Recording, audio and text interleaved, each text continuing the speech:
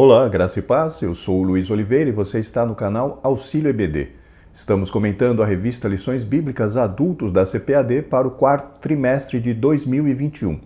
O título desta série de lições é O Apóstolo Paulo, Lições da Vida e Ministério do Apóstolo dos Gentios para a Igreja de Cristo.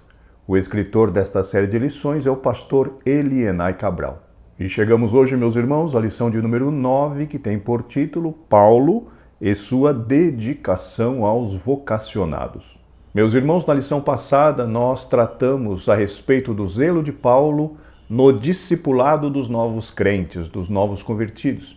E nesta lição nós daremos uma olhada, nós analisaremos de uma forma até muito superficial a respeito do zelo do apóstolo dos gentios no que diz respeito ao discipulado agora de obreiros, ou seja, na formação de obreiros. O textuário da lição está no livro de Atos dos Apóstolos, no capítulo 20, versículo 28, e nos diz: Olhai, pois, por vós e por todo o rebanho, sobre o que o Espírito Santo vos constituiu bispos, para apacentardes a igreja de Deus, que ele resgatou com o seu próprio sangue.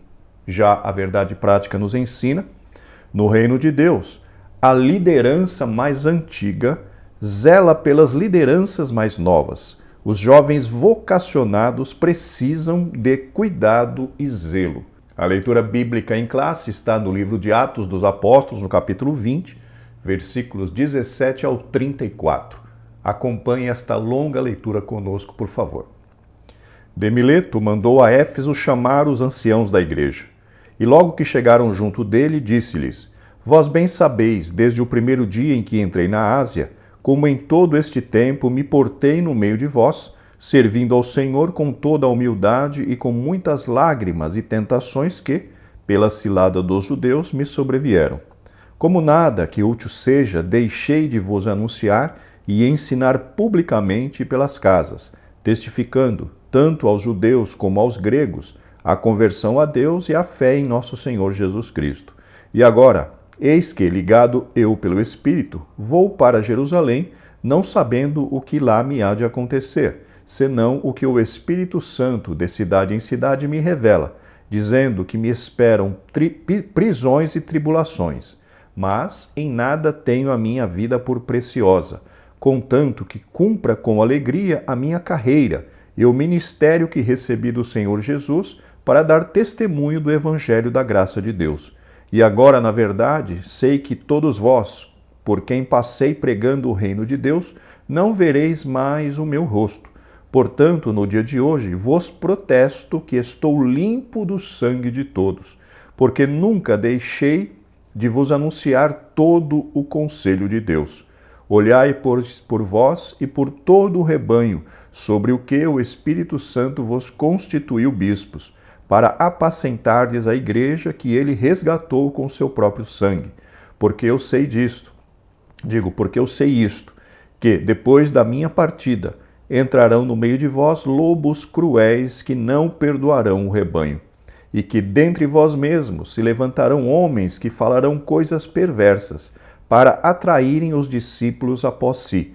Portanto, vigiai, lembrando-vos de que, durante 3 anos, não cessei, noite e dia, de admoestar com lágrimas a cada um de vós. Agora, pois, irmãos, encomendo-vos a Deus e à palavra da sua graça, a Ele que é poderoso para vos edificar e dar herança entre todos os santificados. De ninguém cobicei a prata, nem o ouro, nem a veste. Vós mesmos sabeis que, para o que me era necessário, a mim e aos que estão comigo, estas mãos me serviram. Como objetivo geral da lição nós temos afirmar o papel cuidador da liderança mais antiga acerca da mais jovem. Já como objetivos específicos temos 3. Para o tópico 1, apontar Éfeso como ponto de partida do aprendizado dos vocacionados. Já para o tópico 2, assinalar o legado doutrinário de Paulo para os novos líderes e, finalmente, para o tópico 3, enfatizar o apelo de Paulo aos líderes. Queridos irmãos, como temos feito em quase todas as aulas, gostaria de lembrá-los que, para aqueles que assim desejarem, O arquivo com as notas de aula que eu utilizei para a gravação desta videoaula está disponível para download. O link para download está logo aqui abaixo na descrição deste vídeo. Agora sim, vamos para o comentário. Introdução. Nesta lição, vamos estudar sobre o grande legado do apóstolo Paulo para os obreiros da atualidade. Meus irmãos, a palavra legado significa algo que alguém transmite às gerações que o seguem. Ou seja, aquilo que nós fazemos aqui, que é transmitido para as outras gerações. No caso de Paulo, o legado que Paulo nos deixou foi um legado maravilhoso, pois encontramos nas suas cartas, nas suas epístolas, conforme temos repetido durante todo esse trimestre, nós encontramos nos seus escritos toda a base doutrinária para a Igreja de Cristo na Terra. Então o legado, a herança que Paulo nos deixou, foi uma herança maravilhosa, porque ele foi poderosamente usado pelas mãos de Deus na edificação da Igreja do Senhor. E este legado, este exemplo que Paulo deixou para nós obreiros, é um exemplo principalmente ligado ao zelo no que diz respeito à vida espiritual, ao zelo no que diz respeito a obedecer aos mandamentos do Senhor. Além de ser profundamente espiritual, Paulo nos deixou um exemplo, um legado de um profundo conhecedor das Escrituras Sagradas. Queridos, que todos nós pudéssemos ter este objetivo, este como um dos objetivos nas nossas vidas. Nos tornarmos profundos conhecedores do texto bíblico, profundos conhecedores das Escrituras, mas não apenas um conhecimento intelectual, não apenas um conhecimento que ocupe a nossa mente, mas um conhecimento que seja transformado em ação de vida, um conhecimento que seja transformado em nossas atitudes, através das nossas atitudes. Porque Paulo não apenas ensinava, Paulo vivia aquilo que ele ensinava. Meu desejo é que cada um de nós possa entender esta importância de nós mergulharmos no conhecimento bíblico, mergulharmos nas Sagradas Escrituras e que essas palavras, e que as palavras ditas na Bíblia Sagrada venham a transformar profundamente a vida de cada um de nós. E este foi um dos grandes legados que Paulo nos deixou. Um exemplo de obediência, um exemplo de humildade, um exemplo de amor pelas Escrituras e também pelo Deus Todo-Poderoso. Sua maneira de ensinar os novos vocacionados, seu legado doutrinário, ou seja, sua herança doutrinária para os novos obreiros e seus apelos aos líderes para cuidar do rebanho de Deus. O comentarista está dizendo aqui que essas três questões são os principais legados, as heranças que nós, como obreiros, recebemos do apóstolo Paulo. Continuando, temos muito que aprender com a vida e o ministério do apóstolo dos gentios. Que o Espírito Santo fale aos nossos corações. Então, nessa lição, nós trataremos daqueles 3 pontos já mostrados ali nos objetivos específicos, a respeito do ministério do apóstolo Paulo, voltado na formação de novos obreiros. Como ponto central da lição, nós temos a liderança mais antiga deve cuidar das mais novas. Chegamos agora ao tópico 1. Éfeso, o ponto de aprendizado dos vocacionados. Subtópico 1. O ponto de partida. Em lição anterior, vimos que Antioquia foi o lugar de desenvolvimento vocacional do apóstolo Paulo. Queridos irmãos, esta questão do desenvolvimento vocacional mencionado pelo comentarista no que diz respeito a Paulo, aponta para a questão de que Paulo, quando foi trazido de Tarso por Barnabé para trabalhar em Antioquia, acabou convivendo com outros obreiros, acabou convivendo com outros crentes, que eram grandemente utilizados ou usados por Deus para a realização da sua obra. Inclusive, ali em Atos 13, nos diz que haviam outros pastores, doutores e mestres ali na igreja de Antioquia. Então, Paulo foi desenvolvendo o seu ministério juntamente ou em conjunto com outros irmãos também usados por Deus. E também, conforme mencionamos em lições anteriores, foi justamente em Antioquia que Paulo recebeu o efetivo chamado para a realização da obra apostólica, da obra missionária. Uma obra que ele iniciou pelo chamado do próprio Espírito Santo. Vamos ler o que está ali em Atos, no capítulo 13, versículos 1 e 2, na Almeida Revista e Corrigida.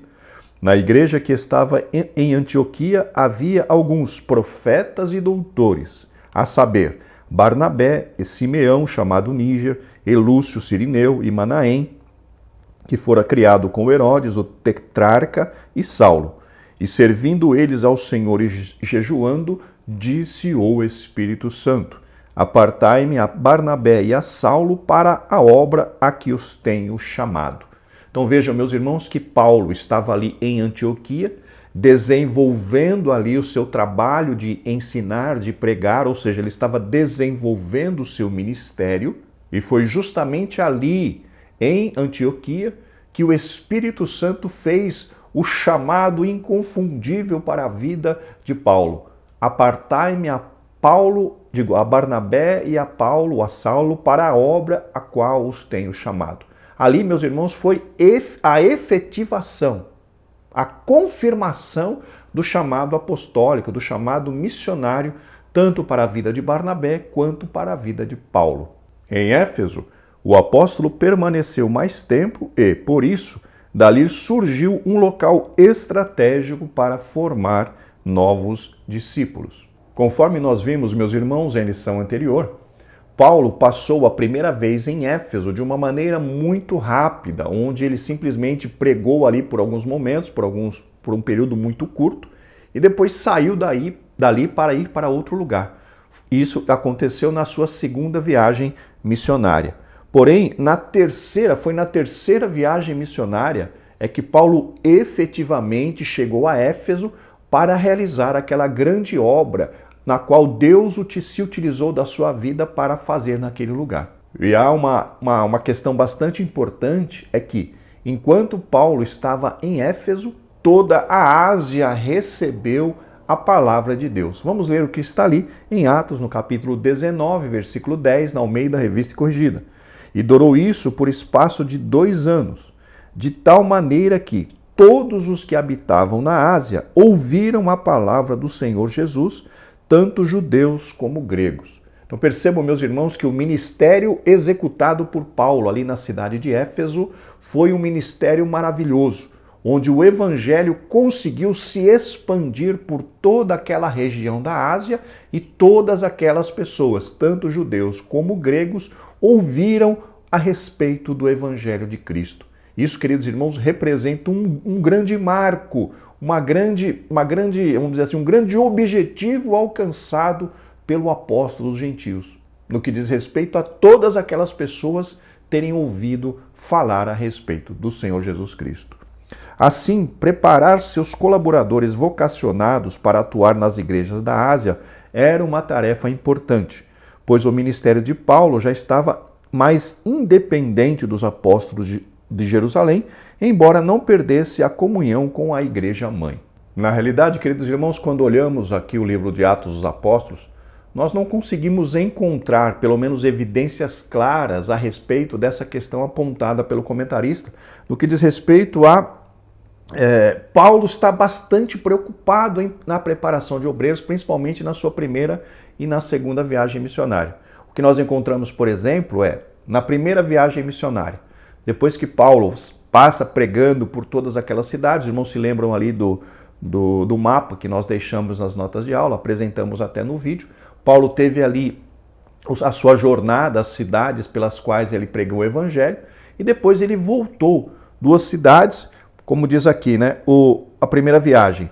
Depois que voltou de Derbe, Paulo chegou na sua viagem missionária, chegou até Derbe, e depois ele voltou para Listra, onde ele já tinha passado, para Icônio, onde ele já tinha passado, e também em Antioquia da Pisídia.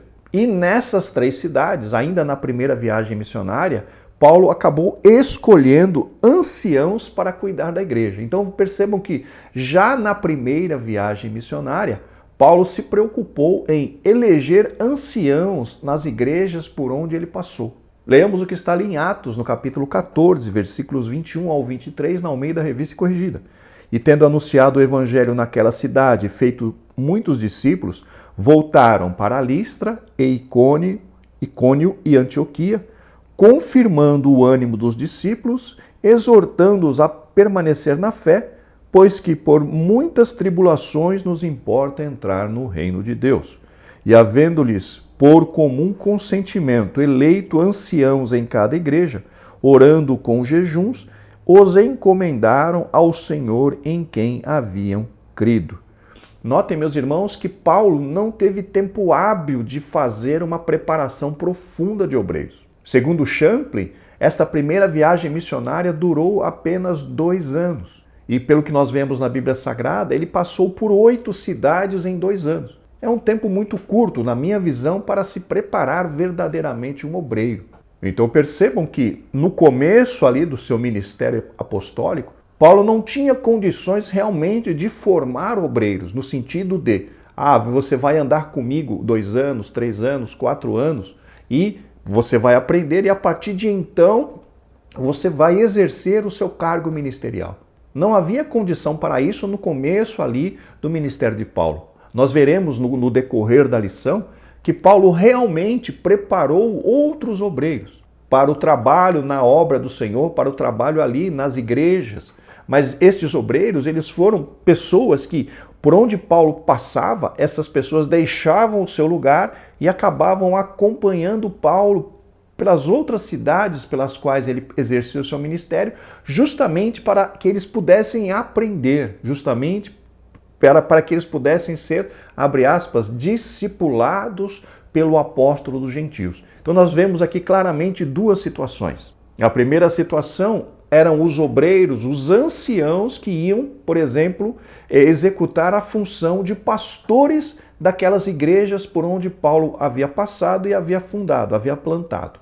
E estes anciãos que nós lemos aqui em Atos 14, que foram eleitos, inclusive aqui a Bíblia diz que por comum consentimento eleito anciãos. E aqui é importante notar que não é uma eleição como nós conhecemos hoje. Nas outras versões, por exemplo, nessa versão que nós lemos é Almeida Revista e Corrigida.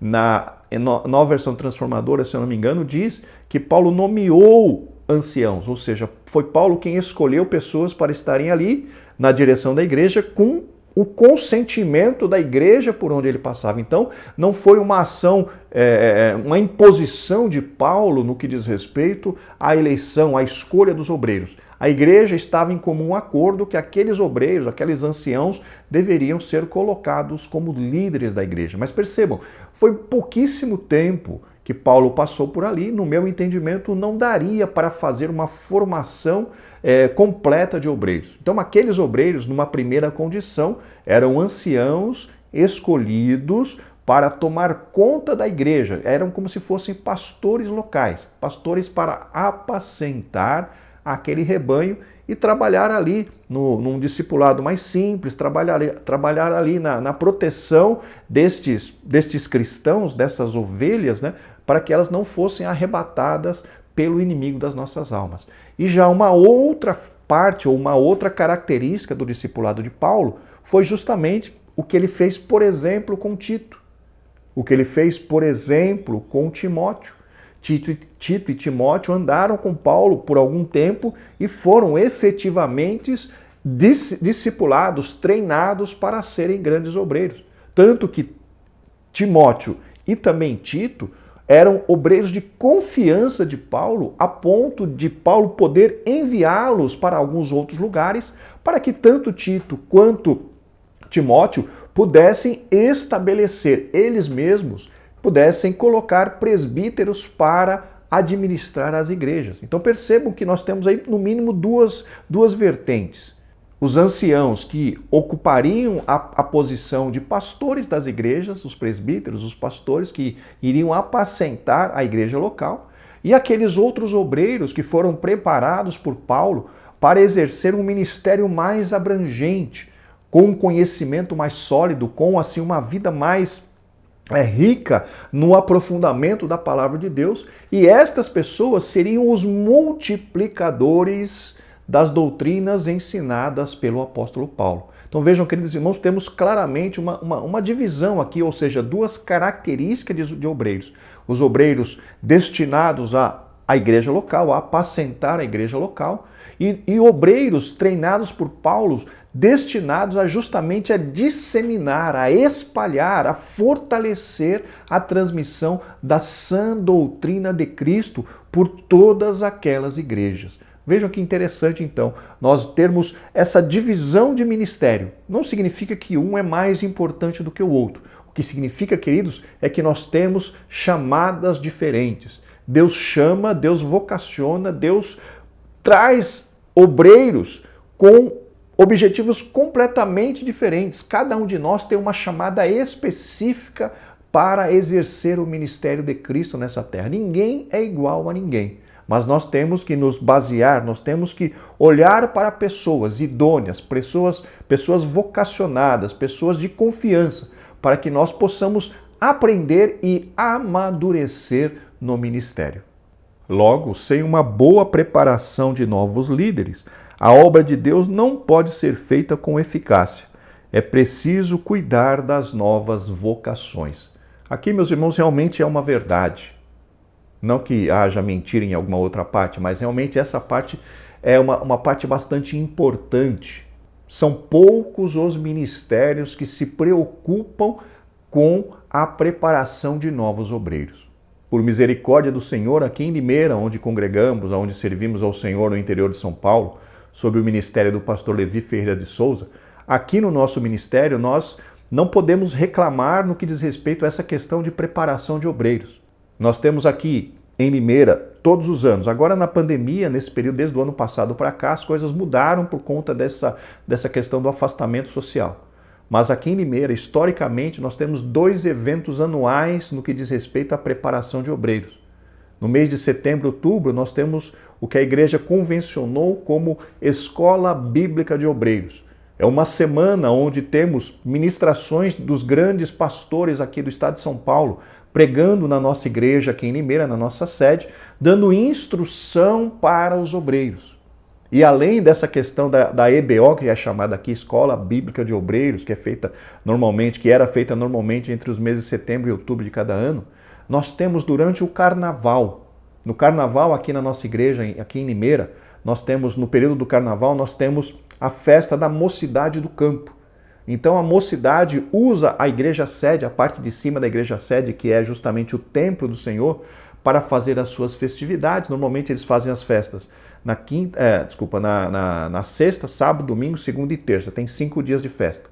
E o pastor Levi Ferreira de Souza, que é o nosso pastor presidente, determinou que durante este período em que a mocidade do Campo de Limeira está na igreja, está no templo sede fazendo a sua festa, os obreiros de todo o Campo de Limeira está sendo treinado ali na nossa sede aqui em Limeira. Nós temos um salão social na parte de baixo da igreja, e esse salão, todos os anos, durante o Carnaval, nós temos o que o ministério convencionou chamar de curso de reciclagem de obreiros. Então veja, nós temos 5 dias, pelo menos 5 dias, no mínimo 4 dias, né? Sábado, domingo, segunda e terça, 4 dias de ensinamento, de reciclagem para obreiros aqui na nossa igreja. Então aqui em Limeira nós não podemos reclamar no que diz respeito a essa questão de treinamento de obreiros, porque nós temos a Escola Bíblica de Obreiros ali em setembro e outubro, uma semana de ministração, uma semana de instrução para obreiros, por pastores aqui de todo o estado de São Paulo, homens realmente que tenham experiência, que tenham uma vida exemplar no que diz respeito ao ministério. E depois, no Carnaval, nós temos aí pelo menos 4 dias de um curso chamado Curso de Reciclagem de Obreiros. Então vejam, meus irmãos, esse tipo de coisa não é muito fácil nós encontrarmos por aí em outras regiões. E que bom seria, né, que todos os pastores presidentes de campo, de setores e tudo mais, se preocupassem com essa questão da formação dos seus obreiros.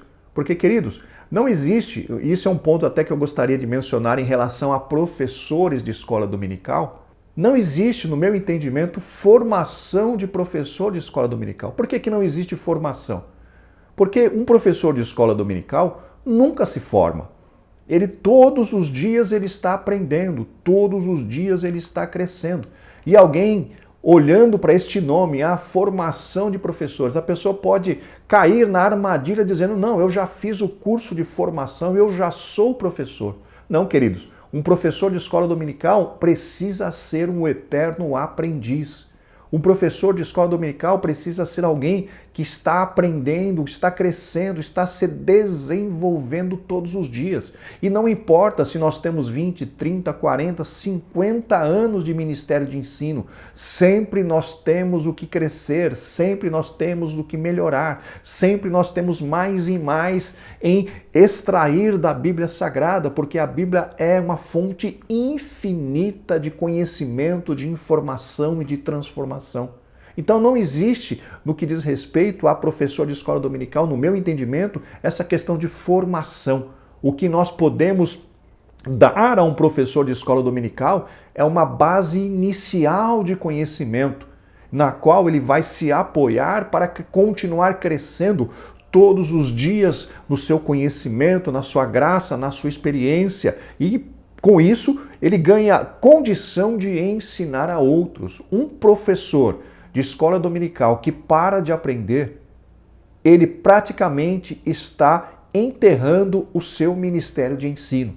Quem para de aprender, ele perde a condição de ensinar. Aquele que para de crescer no conhecimento bíblico, ele perde a autoridade de ensinar às novas gerações que estão chegando. Então, meus irmãos, nós temos que ter essa visão de que professor de escola dominical é um eterno aprendiz. Ele continua crescendo, ele continua aprendendo, ele continua se esforçando para crescer e aprender cada vez mais. Você quer ver um exemplo em relação a isso? O apóstolo Paulo, nós já citamos isso em outras aulas. O apóstolo Paulo estava próximo da morte, o apóstolo Paulo estava preso e inclusive ele já havia dito para Timóteo: aleluia, combati o bom combate, aleluia, acabei a carreira e guardei a fé. Paulo já tinha dito isso a Timóteo, ele estava ali só aguardando o momento de morrer, de ser ali assassinado ali em Roma. Mas o que ele disse para Timóteo? Timóteo, quando você vier, me traga os livros e principalmente os pergaminhos.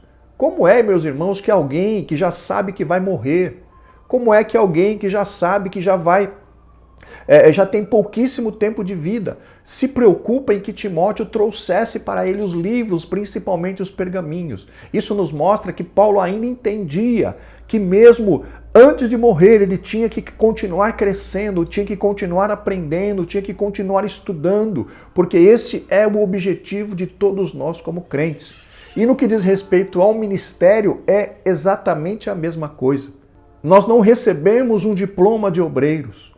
Nós precisamos continuar crescendo no ministério todos os dias. Precisamos continuar crescendo no conhecimento, no aprofundamento do conhecimento bíblico. Paulo disse: até que todos cheguemos à estatura de varão perfeito. Quem de nós, queridos, pode dizer: eu sou um varão perfeito? Não podemos. O próprio Paulo disse que ele, sendo Paulo, ele ainda não havia alcançado a perfeição, e ele mesmo diz: uma coisa faço e é que, deixando as coisas que para trás ficam, prossigo para o alvo, pelo prêmio da soberana vocação de Deus em Cristo Jesus. Glórias ao nome do Senhor. Então, tanto para professores quanto para obreiros, existe um caminho infinito de crescimento e desenvolvimento espiritual, desenvolvimento intelectual, desenvolvimento no que diz respeito à nossa santificação. Então, queridos, não existe formação de professores no meu entendimento, assim também como não existe formação de obreiros. O que existe o quê? São preparações, são o trabalho básico, o trabalho estrutural para que alguém possa começar a exercer um ministério, para que alguém possa começar a exercer a posição de professor, de ensinador cristão, de de alguém que esteja diante de uma classe para ensinar alguém. Então percebam, a nossa jornada como obreiros, a nossa jornada como professores, ela não tem fim. Nós precisamos estar todos os dias buscando melhorar, buscando crescer, buscando nos aperfeiçoar naquilo que Deus tem colocado nas nossas mãos. Subtópico 2, Paulo e o despertamento de novas vocações. O ministério de Paulo tomou uma proporção muito ampla, era um ministério internacional. Como vemos, meus irmãos, Paulo, ele foi destacado, ele foi separado pelo Espírito Santo e por Deus para executar a obra do Senhor, não em Judá, não em Jerusalém, não ali nas terras de Israel. Ele foi destacado, ele foi separado para pregar entre os gentios, o que era justamente, podia ser considerado uma obra internacional. Para levar as boas novas aos centros culturais do mundo, ele não podia atuar sozinho. Por isso, o apóstolo arregimentou e investiu em pessoas que o auxiliassem a levar o evangelho. Na realidade, meus irmãos, começamos a ver essa questão na vida de Paulo, não na sua primeira viagem missionária, porque ali na primeira viagem missionária, quem estava junto com Paulo foi Barnabé e João Marcos. Só que ali logo no início, quando eles saíram da ilha de Pafos, da cidade de Pafos, João Marcos voltou para Jerusalém e os abandonou. Então, naquela primeira viagem missionária, a Bíblia menciona que quem acompanhou Paulo foi apenas Barnabé. Já na segunda viagem missionária, quando tivemos aquela discussão, aquele desentendimento entre Paulo e Barnabé no que diz respeito a levar João Marcos na sua segunda viagem, como eles se desentenderam e se separaram, Paulo escolheu para levar na sua segunda viagem missionária, ele escolheu Silas, que também em alguns outros lugares nós encontramos como Silvano. Então Paulo saiu ali de Antioquia com Silas e depois logo ele entrou ali, encontrou Timóteo e trouxe Timóteo junto consigo. Então nós vemos que a partir da segunda viagem missionária é que nós vemos Paulo efetivamente trabalhando no discipulado de obreiros.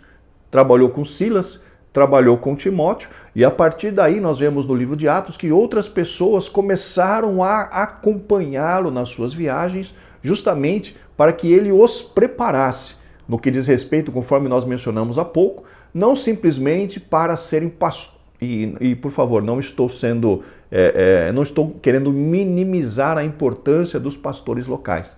Mas o que eu quero dizer é que o que Paulo estava fazendo no seu discipulado não era preparando pessoas para estarem como apacentadores na igreja local. E sim, ele estava preparando obreiros para que o ajudasse a disseminar, a fortalecer, a espalhar a verdadeira e sã doutrina de Cristo nas igrejas pelas quais ele estava plantando, ele estava fundando. Isso, conforme eu mencionei,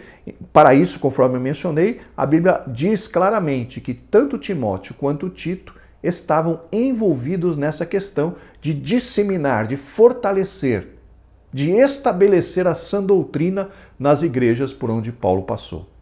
Podemos citar nomes como os de Timóteo, Sópatro, Segundo, Trófimo, Tíquico, Tito, Aristarco, Filemon, Gaio e tantos outros. Estas pessoas recebiam ensinos diretamente de Paulo, ou seja, o ministério do apóstolo despertava novas vocações. Conforme eu mencionei, todas essas pessoas citadas aqui pelo comentarista foram pessoas que acompanharam Paulo durante o seu ministério em outras cidades, pessoas que deixavam o local de onde eram as cidades, onde moravam e passavam a acompanhar Paulo por onde quer que ele passasse, justamente para serem instruídos e treinados por eles. A Bíblia não nos traz detalhes muito claros a esse respeito, mas podemos entender que realmente essas pessoas se identificaram com Paulo, essas pessoas se sentiram motivadas a acompanhá-los justamente para que pudessem exercer um ministério de liderança dentro da igreja do Senhor, ali na época do apóstolo dos gentios. Subtópico 3, Paulo, um mestre inspirado. O apóstolo Paulo aproveitou a boa vontade de seus filhos na fé para o aprendizado no Evangelho. Nesse sentido, ele tornou-se um mestre inspirado para os que o ouviam. pois o apóstolo recebera revelações do próprio Senhor. Aqui, meus irmãos, nas notas de aula, nós já tocamos novamente nesse ponto, né, de que existem duas qualidades de obreiro, fazemos uma distinção entre dois tipos de pessoas que Paulo discipulou. Um grupo de obreiros para justamente a questão do ministério pastoral, ministério local, e um outro grupo de obreiros justamente para multiplicar, para espalhar a sã doutrina. Inclusive, Paulo diz isso ao próprio Timóteo. Vamos ler 2 a Timóteo, capítulo 2, versículo 2, na Nova Versão Transformadora. Você me ouviu ensinar verdades confirmadas por muitas testemunhas confiáveis. Agora, ensine-as a pessoas de confiança que possam transmiti-las a outros. O que Paulo está dizendo para Timóteo? Timóteo, você me ouviu transmitir as verdades que são confirmadas por outros. Agora, Timóteo, a sua função, o seu objetivo é buscar outras pessoas, é treinar outras pessoas, é discipular outras pessoas, para que estas pessoas também possam discipular e transmitir esta informação, a verdade do Evangelho para outras pessoas. Então vemos, meus irmãos, aqui no 2 Timóteo 2:2, claramente a função que Paulo deu a Timóteo, uma função de multiplicador. Ele estava multiplicando ali o seu conhecimento, transmitindo a outras pessoas, o que é justamente o retrato do ministério do educador cristão. O educador cristão, ele pega as verdades da Bíblia recebidas por inspiração do Espírito Santo e ele transmite estas verdades bíblicas para outras pessoas. E estas outras pessoas recebendo essas verdades são também impactadas, são também transformadas por essas verdades e passam a transmitir a outros. Isso justamente é o trabalho de multiplicação do educador cristão. O educador cristão tem a função de multiplicar o conhecimento bíblico, mas não apenas, queridos, o conhecimento intelectual. Não é transmitir informações, é transmitir verdades bíblicas, é transmitir aquela palavra de Deus que transforma vidas. Por que transforma? Porque primeiro transformou a minha. Quem ensina não simplesmente transmite conhecimento. Quem ensina, ele influencia a vida daqueles para os quais ele está falando com o seu próprio exemplo de vida. Quando fala, por exemplo, de santificação, o professor precisa ser um exemplo de santificação. Quando fala em buscar ao Senhor, quando fala em humildade, o professor precisa ser um exemplo de tudo isso. Porque não adianta ele transmitir uma palavra a respeito da necessidade de se santificar se ele mesmo não se santifica. Queridos, então percebam essa questão. Nós somos multiplicadores do conhecimento de Deus, mas através das nossas vidas nós mostramos para aqueles que nos ouvem que isso que nós estamos falando é justamente a verdade de Deus. Ela mudou, está mudando a minha vida. E ela também tem poder para mudar a vida daqueles que nos ouvem. Glórias ao nome do Senhor para sempre. Assim, Paulo reunia vocacionados para dar-lhes instruções de como pastorear a igreja local. Não por acaso, temos 3 epístolas paulinas denominadas de cartas pastorais, 1ª e 2ª a Timóteo e a epístola a Tito.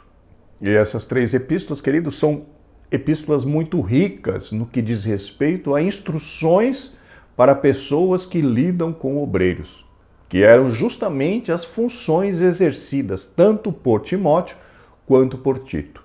Ali há instruções sobre como pastorear uma igreja, falar com diversas pessoas da igreja local, segundo suas faixas etárias.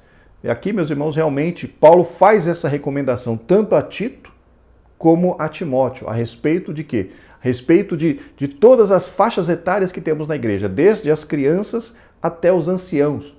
Ou seja, o obreiro precisa estar preocupado com todas as faixas etárias dentro da igreja local. A constituição e a preparação de novos líderes era um cuidado constante do apóstolo. Como vemos, meus irmãos, isso se torna mais claro a partir da sua segunda viagem missionária.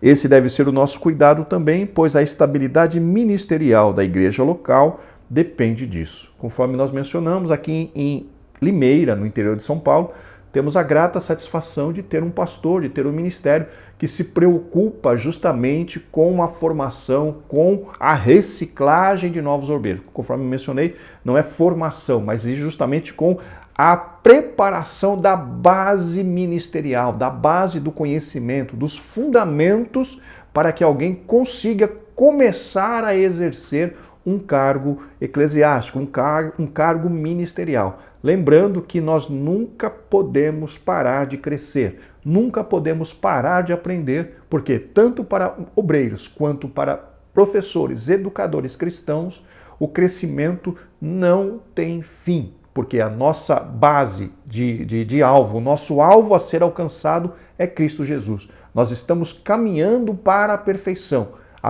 no ministério, a perfeição como educadores cristãos. Já chegamos lá? Não. Então temos que continuar crescendo, temos que continuar desenvolvendo o nosso ministério. Chegamos ao tópico 2, o legado doutrinário de Paulo para os novos líderes. Subtópico 1, a advertência de Paulo a respeito dos judaizantes e dos gnósticos.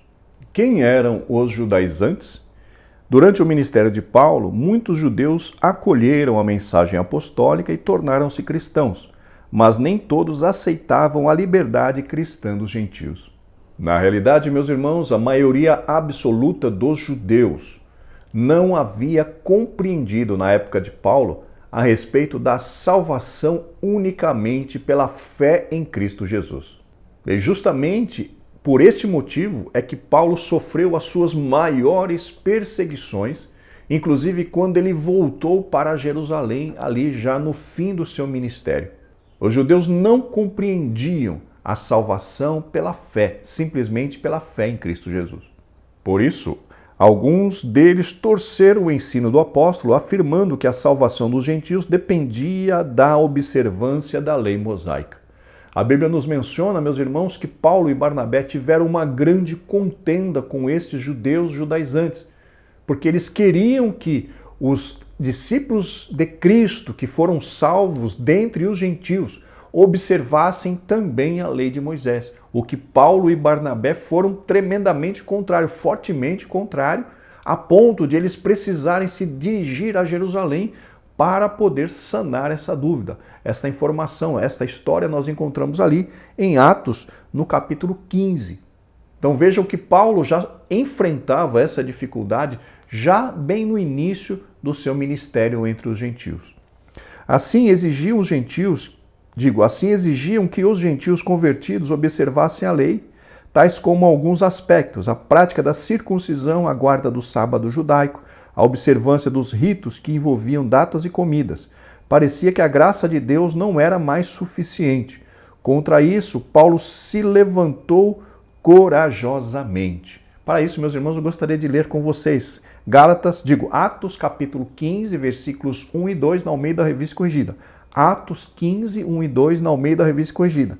Então alguns que tinham descido da Judéia ensinavam assim os irmãos: se vos não circuncidardes, conforme o uso de Moisés, não podeis salvar-vos. Tendo tido Paulo e Barnabé não pequena discussão e contendas contra eles, resolveu-se que Paulo e Barnabé, e que alguns dentre eles subissem a Jerusalém, aos apóstolos e aos anciãos sobre esta questão. Então vejam que realmente, conforme eu mencionei, Paulo e Barnabé tiveram uma grande contenda contra estes judeus judaizantes, que queriam forçar os discípulos dentre os gentios a cumprirem a lei de Moisés, o que Paulo foi tremendamente contrário. Por quê? Porque isso contrariava a salvação pela fé, ou unicamente pela fé em Cristo Jesus. E o legado que ele nos deixou foi a defesa intransigente quanto à natureza graciosa da salvação. É justamente o que comentamos. O que nos salva é a graça por meio da fé. Não é a observância de ritos como circuncisão, como isso ou como aquilo. A salvação é por graça por meio da fé. É isso que o comentarista está mencionando aqui. Continuando, disso nenhum líder cristão pode abrir mão. A salvação é por graça e não por mérito humano. Conforme o comentarista enfatizou, queridos irmãos, todos nós como educadores, todos nós como obreiros, precisamos enfatizar essa questão. Salvação é pela graça através da fé. Salvação não é por obras, apesar de que as obras precisam acompanhar a fé. Mas nós não somos salvos pelas obras, nós somos salvos para a realização das obras. Então a salvação nossa é por graça por meio da fé, e por conta desta fé, nós somos salvos para realizar boas obras, mas não são as obras quem nos salva. Nós somos salvos unicamente pela fé em Cristo Jesus. Item B, quem eram os gnósticos? Havia cristãos adeptos do gnosticismo. Eles acrescentavam elementos filosóficos à fé cristã que corrompiam a sã doutrina. Era uma filosofia prejudicial ao evangelho que Paulo ensinou. Os gnósticos se consideravam mais espirituais do que os demais. Para eles, o espírito era mais importante que o corpo e ensinavam que o corpo é matéria imprestável. Meus irmãos, nós já tocamos nesse assunto a respeito do gnosticismo, provavelmente foi no trimestre passado. E nós temos ali duas lições bíblicas, pelo menos duas lições bíblicas, que encontramos ali no nosso site Estudantes da Bíblia, que tratam desse assunto. Nós vamos deixar, na verdade nós já deixamos no arquivo com as notas de aula, já esses dois links dessas duas lições para os irmãos olharem com mais calma a respeito deste tema do gnosticismo. Mas apenas resumindo essa questão. Segundo Champlin, essa questão do gnosticismo, ela assediou a igreja pelo menos nos primeiros 150 anos da igreja primitiva. 150 anos os líderes da igreja lutando contra essa questão do gnosticismo. Ainda segundo Champlin, para os gnósticos, a salvação era alcançada através do conhecimento, que levaria a condição humana a um outro patamar, ou seja, você vai crescendo no conhecimento, você vai se desenvolvendo e por conta disso você alcança a salvação. E ainda para os gnósticos, o corpo material, o corpo físico, para nada prestava, não servia para nada o corpo físico, porque Deus estava interessado apenas na parte espiritual. Porém, a Bíblia diz, Paulo falando, que não é exatamente isso, não é isso na realidade a salvação. Tanto Paulo diz que tanto o nosso corpo, quanto a nossa alma, quanto o nosso espírito, precisam ser conservados irrepreensíveis para a vinda de nosso Senhor Jesus Cristo. Então os gnósticos ensinavam coisas, ensinavam na sua doutrina dogmas completamente contrários ao são evangelho, à sã doutrina de Cristo Jesus ensinada por Paulo. Da implicação deste ensino resultava a banalização da graça de Deus. Uma graça que não requer arrependimento, santidade e disciplinas espirituais não é graça verdadeira. Vejam aqui, meus irmãos, o comentarista mencionando. Uma graça que não requer arrependimento. O arrependimento, como já dissemos em lições anteriores, é a base da salvação em Cristo Jesus. Todos nós precisamos ter a convicção, a certeza de que somos pecadores. E que apenas através do arrependimento e da aceitação de Cristo como seu Salvador, como nosso Salvador, é que nós podemos alcançar esta salvação oferecida. Então, quando uma doutrina que venha a desprezar a questão do arrependimento, venha a desprezar a questão da santidade, venha a desprezar a questão das disciplinas espirituais, é uma doutrina herética, é heresia e não condiz com a verdade do Evangelho de Cristo. O apóstolo Paulo refuta este falso evangelho dizendo: "E o mesmo Deus de paz vos santifique em tudo, e todo o vosso espírito e alma e corpo sejam plenamente conservados irrepreensíveis para a vinda de nosso Senhor Jesus Cristo." Seu legado para nós no século XXI. Não banalize a maravilhosa graça de Deus. Subtópico 2, o compromisso de Paulo com o Senhor. O apóstolo não se preocupava apenas em lidar com os falsos ensinos que deturpavam a fé cristã, mas ele preocupava-se em viver de maneira coerente com o que ensinava. Nós estamos também tratando deste ponto durante todo o trimestre. Assim nós precisamos falar e assim nós precisamos proceder. Não podemos ser como os hipócritas, como os fariseus e os escribas, que a Bíblia fala, Jesus Cristo, quando os questionou, que eles atavam fardos enormes sobre a cabeça dos discípulos, só que eles mesmos nem com o dedo tocavam nesses fardos. Queridos, precisamos ser verdadeiros naquilo que falamos e naquilo que fazemos. Precisamos ser coerentes em relação à nossa mensagem com as nossas atitudes. Por isso, sua vida era sem ostentação, pois desejava refletir a humildade de Cristo. Paulo, meus irmãos, era alguém totalmente desapegado com os bens materiais. O objetivo principal de Paulo era ganhar a Cristo, era se tornar como Cristo e obedecer à vontade de Cristo, fazer a obra que havia recebido de Cristo nesta terra. Este era o principal objetivo de Paulo.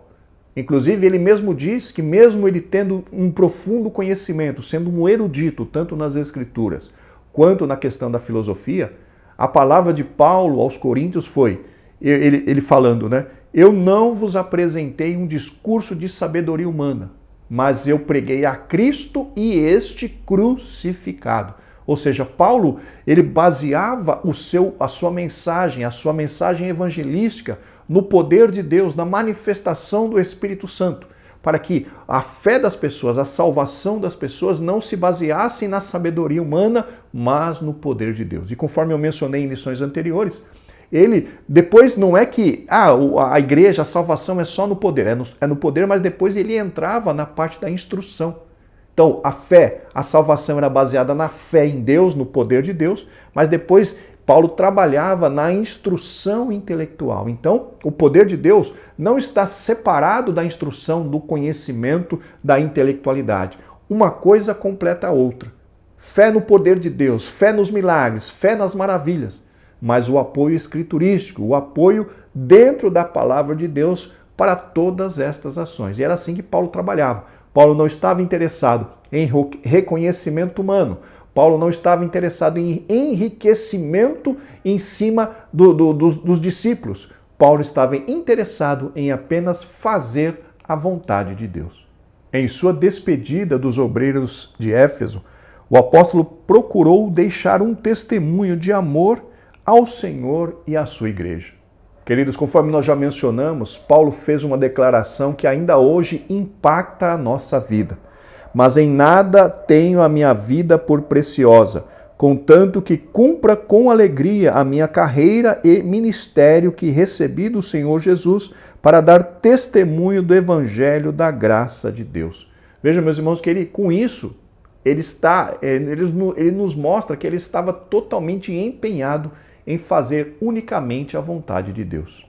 Nesse sentido, aprendemos com Paulo que não podemos pensar numa coisa, desejar e executar outra.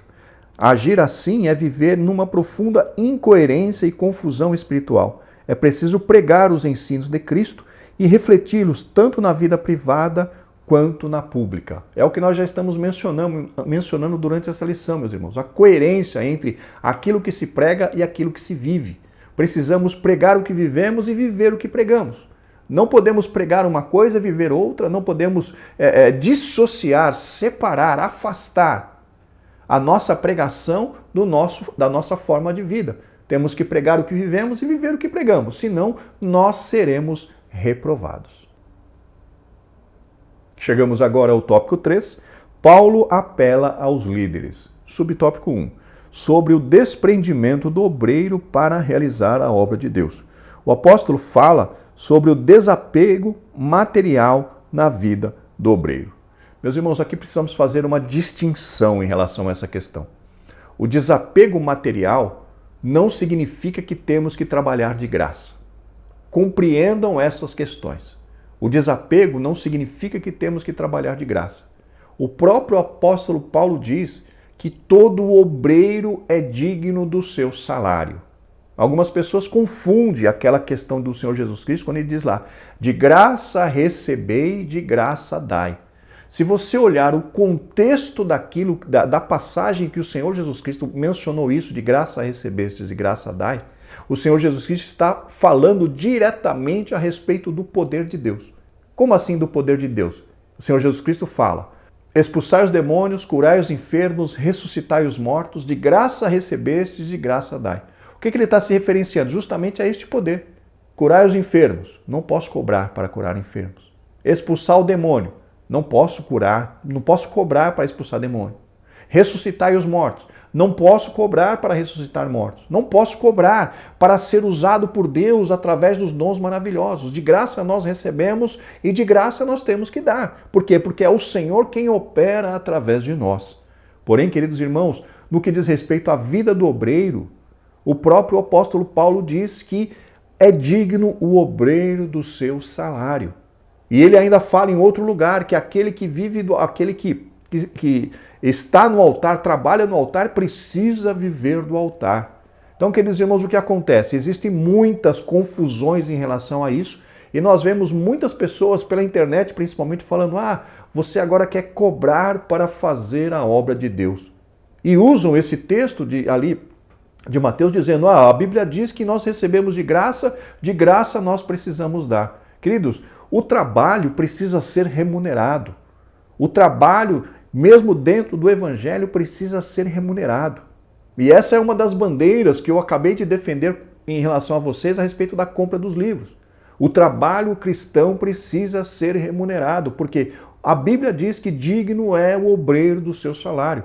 E ainda Paulo menciona que aqueles que trabalham na doutrina são dignos de duplicada honra. E a honra que está ali falando, que no português foi traduzida por honra, na realidade significa salário, reconhecimento financeiro. Então, digno é o obreiro do seu salário. Quando nós trabalhamos para o Senhor, nós somos dignos de receber uma remuneração por isso. Então, não confundamos essa questão do desapego material. Não é trabalhar de graça. O desapego material significa que nós não estamos interessados em enriquecer às custas dos irmãos. Nós não estamos interessados em usufruir de uma riqueza, de uma grande prosperidade, baseada na contribuição dos irmãos. Não é desta forma. O desapego não significa trabalhar de graça. O desapego significa não ter o objetivo de ficar rico às custas dos irmãos, como muitas pessoas, como temos visto, muitas pessoas têm esse objetivo. Inclusive, muitas igrejas têm sido abertas por aí, não com o objetivo de se anunciar o Evangelho, e sim com o objetivo de angariar recursos, em melhorar de vida às custas dos irmãos, às custas daqueles que dizimam na igreja. Queridos, nós precisamos ser remunerados pelo nosso trabalho, mas nós não podemos ter o objetivo de enriquecer às custas dos irmãos. É neste ponto que o comentarista menciona a respeito do desapego em relação aos bens materiais. Gostaria de ler convosco um texto ali de 1 Timóteo, capítulo 6, versículos 6 a 9, na Almeida, Revista e Corrigida. Mas é grande ganho a piedade com contentamento, porque nada trouxemos para este mundo, e manifesto é que nada podemos levar dele. Tendo, porém, sustento e com que nos cobrirmos, estejamos com isso contentes. Mas os que querem ser ricos caem em tentação e em laço e em muitas concupiscências loucas e nocivas, que submergem os homens na perdição e ruína. Então vejam aqui, Paulo está dizendo a respeito do contentamento, a respeito daquilo. Não é que nós não podemos, meus irmãos, não podemos ter ambições. Nós podemos ter ambições. Não há problema nenhum em relação a isso. O problema é nós sermos dirigidos pela ambição. O problema é nós amarmos mais os recursos financeiros do que o próprio Deus. Não há problema nenhum em nós prosperarmos. Não há problema nenhum. O problema é nós fazermos da prosperidade um Deus. O problema é nós fazermos da prosperidade o primeiro objetivo a ser alcançado nas nossas vidas. Aí já entramos na questão da idolatria. Então tenhamos bastante cuidado, meus irmãos, com essa questão financeira. Se você tem o seu negócio, você pode trabalhar para ficar rico, mas não pode esquecer que o primeiro objetivo nosso como cristão é servir a Deus, é amar a Deus, é fazer a obra de Deus. Se durante a nossa jornada nós ficarmos ricos, glórias a Deus, mas esse não pode ser o nosso primeiro objetivo. Nosso primeiro objetivo tem que ser servir a Deus, amar a Deus e fazer a vontade de Deus nessa terra. Todas as outras coisas vão sendo acrescentadas, como o próprio Senhor Jesus Cristo afirmou ali no Evangelho segundo São Mateus. O versículo 24 mostra que Paulo tinha o coração livre da avareza e da ganância. Sua vida mostra que o desprendimento das coisas materiais e plena dependência em Deus são características inegociáveis na vida do obreiro cristão. Mais uma vez, o desprendimento dos bens materiais é justamente essa questão de não ficar olhando para o enriquecimento. Mas todos nós precisamos ter remuneração. Todos nós precisamos de renda. Aqueles que se dedicam 100% do tempo ao Evangelho precisam viver do Evangelho. Não há como. Inclusive, como eu mencionei, Paulo diz isso, que aqueles que estão ali trabalhando no altar precisam viver do altar. Mas não pode ter uma ganância no nosso coração no sentido de levar vantagem em relação aos irmãos, em usufruir ou querer ficar rico às custas dos irmãos da igreja. Isso está errado, meus irmãos. Esse pensamento e este objetivo está entrando na questão da ganância e da idolatria. Não podemos nos perder ministerialmente por causa da avareza e da ganância. Gostaria de ler um outro texto, 1 Timóteo 6:10, na Almeida Revista Corrigida. Porque o amor do dinheiro é a raiz de toda espécie de males. E nesta cobiça alguns se desviaram da fé e se traspassaram a si mesmo com muitas dores. Então vejam que o amor ao dinheiro pode tirar alguém da fé, afastar alguém da fé. Por quê? Porque o próprio Senhor Jesus Cristo disse que nós não podemos servir a dois senhores. Ou servimos a um e odiamos a outro, ou servimos a um e desprezamos o outro. Não podemos servir a Deus e a Mamon, que significa a cobiça, as riquezas. Então, queridos irmãos, nós como obreiros precisamos ter bastante equilíbrio nessa questão. Precisamos sim do nosso rendimento, da nossa fonte de renda, porque temos família para sustentar. Porém, queridos, nós não podemos permitir que a ganância tome conta do nosso coração, a ponto de nós tirarmos vantagem sobre a igreja de Deus, sobre os servos do Senhor. Temos que ter bastante equilíbrio nessa parte. Lembremos do exemplo de Paulo, que procurava não ser pesado às igrejas que pastoreava e visitava. Aqui, meus irmãos, é uma particularidade de Paulo. Nós não podemos generalizar essa questão. Por quê?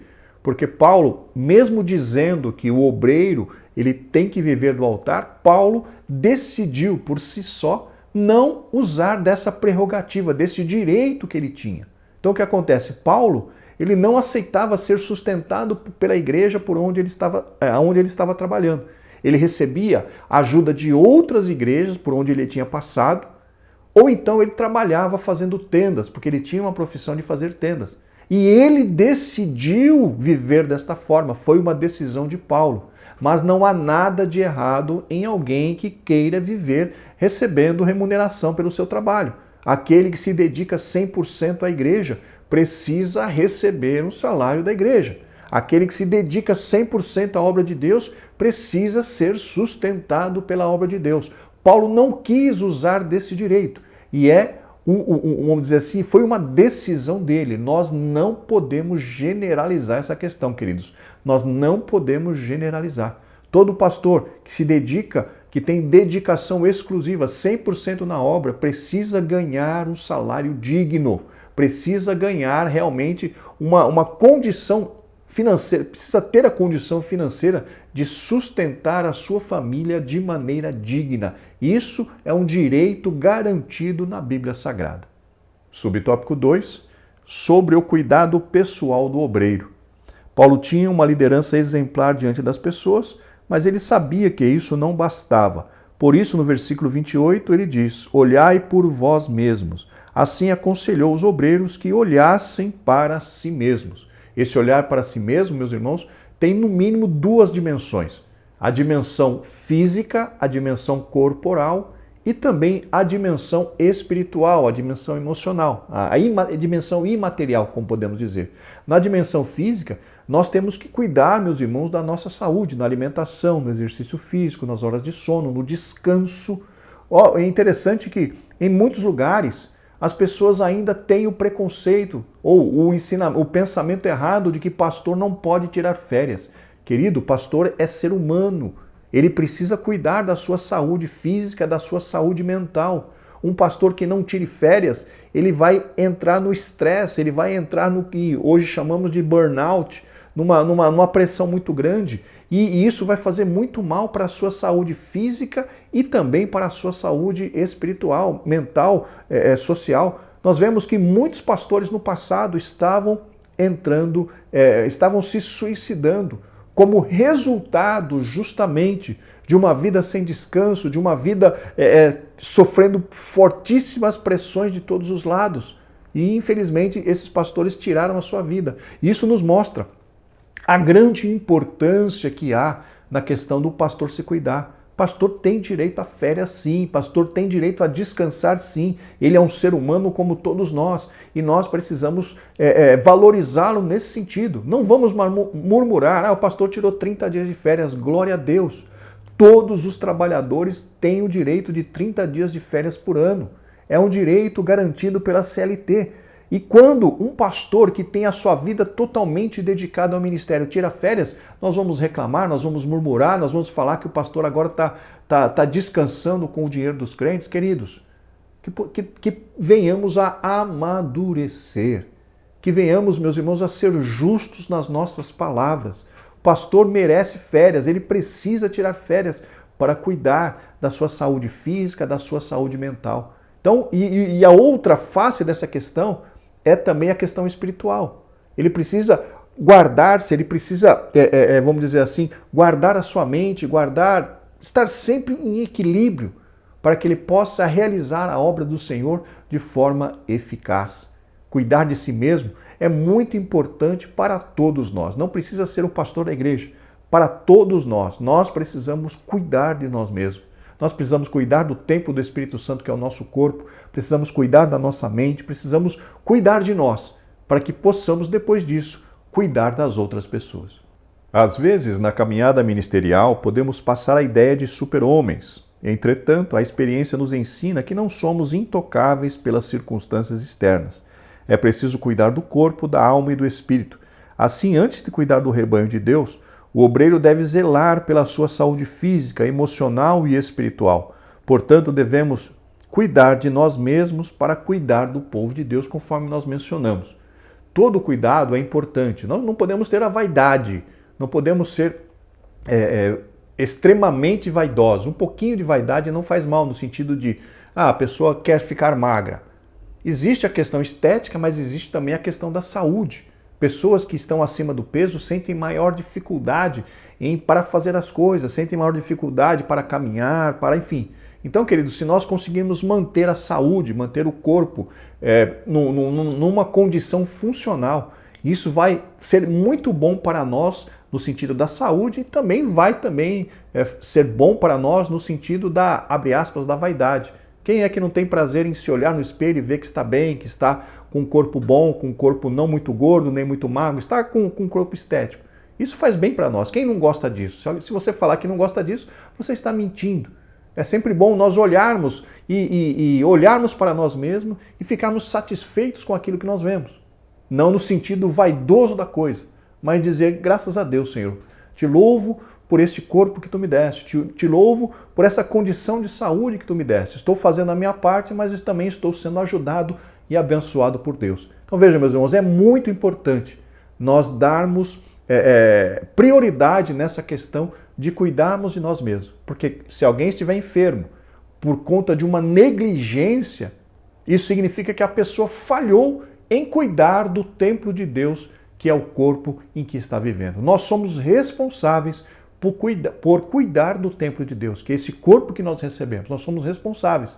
Por isso, nós não podemos largar mão, por isso nós não podemos fazer extravagâncias, porque fazendo isso, nós vamos diminuir o nosso tempo de ministério, nós vamos diminuir o tempo de vida, e nós não podemos jogar em Deus a culpa disso. Ah, Senhor, eu estou vivendo uma vida irresponsável, comendo, bebendo e destruindo o templo do Espírito Santo. Nós não podemos viver uma vida irresponsável. Temos que cuidar do templo de Deus, que é o nosso corpo. Subtópico 3, sobre a ameaça de lobos cruéis no rebanho de Deus. A metáfora de lobos cruéis se refere aos falsos mestres que incutiam doutrinas estranhas na mente dos incautos. Estes lobos eram predadores espirituais do rebanho de Deus, destituídos de misericórdia e amor.